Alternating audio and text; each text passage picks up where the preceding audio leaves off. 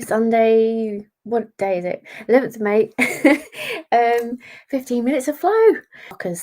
So last week we looked at what are called flow triggers, the things that help you to get into that state of flow. But as you probably know, there are things that can block us from getting into a state of flow as well. So, and that's okay. It's not about eliminating them. It's just knowing what ours are and working with them, right? So just knowing what you are likely to be blocked by and just trying to reduce that. So in the newsletter today, I gave a list of some of the most well-known blockers, and Stephen Kotler in his book, I think it was The Rise of Superman, but he also mentions it in The Art of the Impossible as well, has put those into about 4 different categories. So we've got our internal blocks, self-critical thinking, perfectionism, fear of failure, those sorts of thoughts can be internal blocks, thought-based blocks. There are also environmental or situational blocks. So that can be things like having a distracting environment, noise, other sensory things that make it difficult to focus, or lots of other people around. And we can't always control our environments to that degree that we might want to, but that's okay. If you know that you have a really busy environment that you're trying to be creative within, that has got lots of distractions, then it might just be about just doing what you can in the tiny space that you've got. So that could be sitting in a different chair, that could be facing a different direction. It could be time of day. It's okay. It's just knowing that there are things that you can do to try and minimize the environmental blocks that are there once you've pinpointed exactly which ones block you. Because sometimes the environment can be a trigger for flow. So some people need, this might sound strange to some of us, right? But some of us need movement and sound, and don't find it so easy to get into flow if everything is quiet and still. Some of us might need that. So it's just looking at what is right for you, and maybe experimenting if you haven't fully pinpointed what helps you get into flow and what might affect that.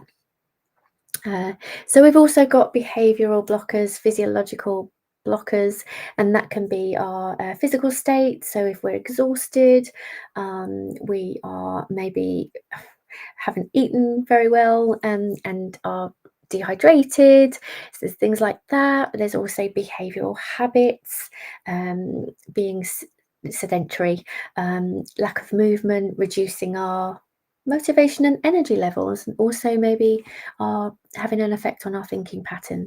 So have a think about what might be blockers to your flow, and it's all right not to know right now, but just notice what makes it easier for you to get into that flow state. And what I mean by that flow state, you probably know, but if you don't, what I mean by that flow state is that you can quickly, after a bit of practice and setting up, do your creative thing, get into it, feel in the zone without something getting in the way of that.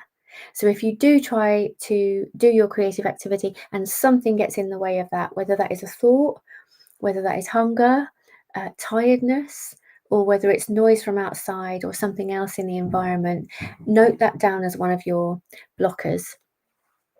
And what you can then do is just come up with some ideas of how to mitigate those blocks.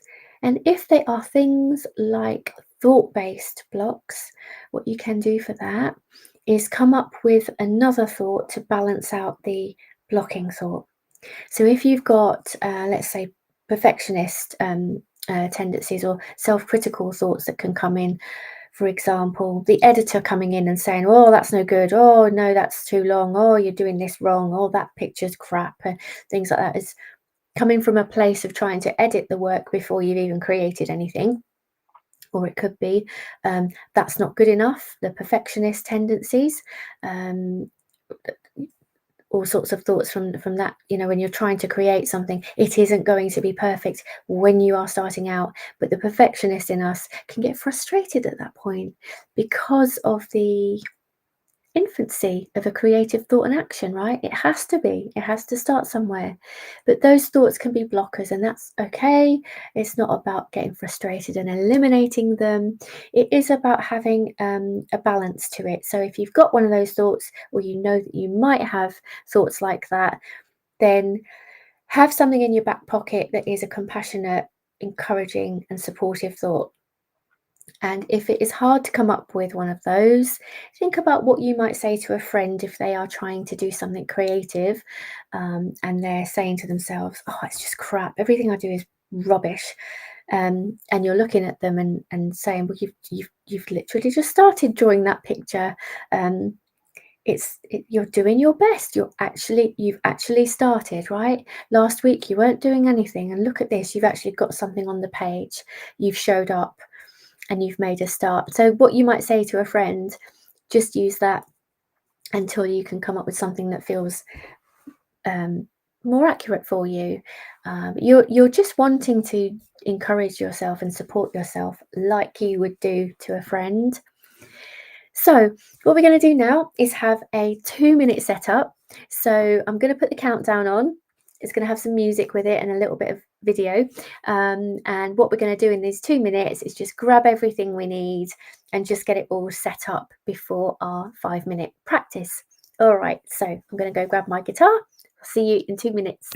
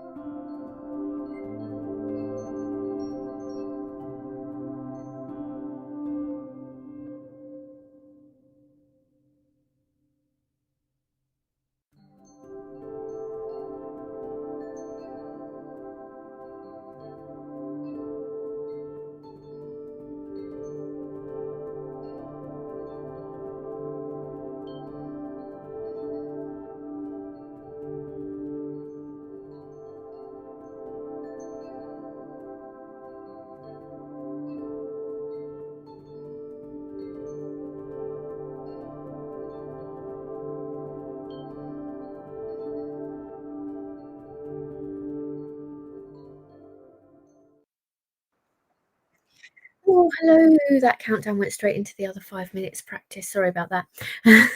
More technical issues. I will get my head around this one of these days. Right, so that was the first 2 minutes set up. And now what we're going to do, because we should have everything we need to hand, is do our 5-minute practice.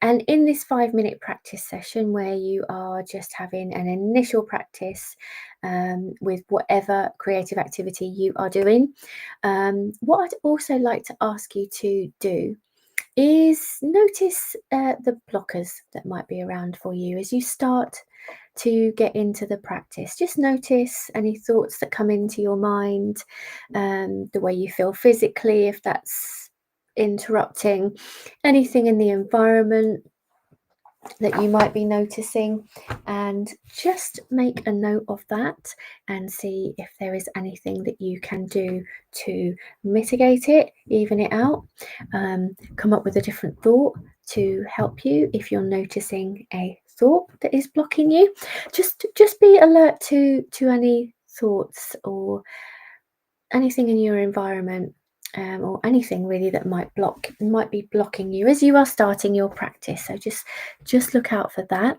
And I'm just going to set the countdown going, and this is going to be our 5 minutes of practice.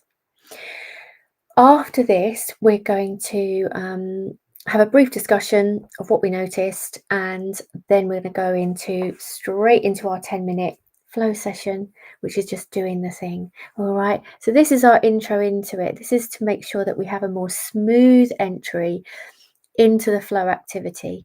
So that's why I've broken it down into 2-minute setup, 5-minute practice, brief discussion, and then straight into what will hopefully be accessing, doing our activity, and aiming to feel a bit of flow, hopefully. All right, so here's our 5-minute practice, and also being alert to any blockers. Okay.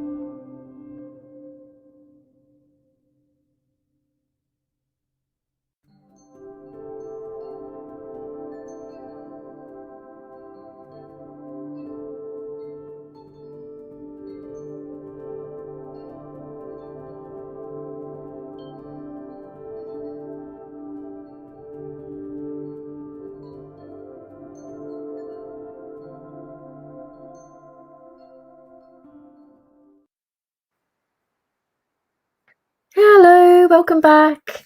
Okay. Oh, thank you, Super Cine, for your comment on the video. Yeah, hopefully you like the countdowns. Okay, I know you can't see me doing the countdowns, but I thought the video was nice, and you would like looking at that. And the music as well feels a bit better this week, because last week on that different piece of software we didn't have any music, and it felt a bit different, didn't it? The vibe felt a bit different last week. Anyway, I like these countdown videos with that music. So how did you get on with your 5-minute practice? And did you notice any of the blocks coming in? So while you were trying to practice, did you notice any thought-based blocks that, oh, I think I've got a splinter in my hand. There, got it out. Did you notice any thought-based blocks? I did notice thoughts as I was tuning and starting to play the guitar.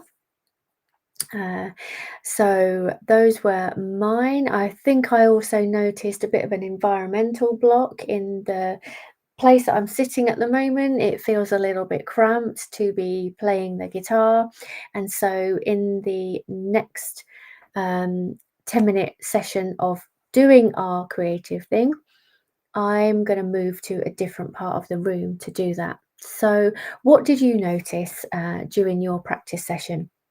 Did you feel like you needed to be in a different position physically? Anything in your environment that was niggling you while you were doing your practice? Any thought-based blockers there? Any thoughts coming in as you started to practice? So again, it's not looking at getting frustrated with ourselves for having those or noticing those. It is purely information about what is going to help us more quickly access the flow state. And so that's all we're looking at here. We're looking at blocks to the flow state. So whatever blocks you noticed, if there's anything that you can do to smooth those over, so that when you come into in a moment into your 10 minutes of doing your activity, you can flow straight into it more or less without the blockers, whatever they are, halting your progress. And that's what these sessions are all about, is the accountability of having a set time every week, a short period of time to do the thing. But what I'm also going to be taking us through is what can help train our brains into going straight into the activity, and hopefully over time accessing flow with that activity more quickly. So let's go into our 10 minutes of doing our thing, and wherever you feel that is best for you to do that physically, again, sort of just working with anything that might be blocking you there, just to smooth the way. And I will see you in 10 minutes. Let's do our thing.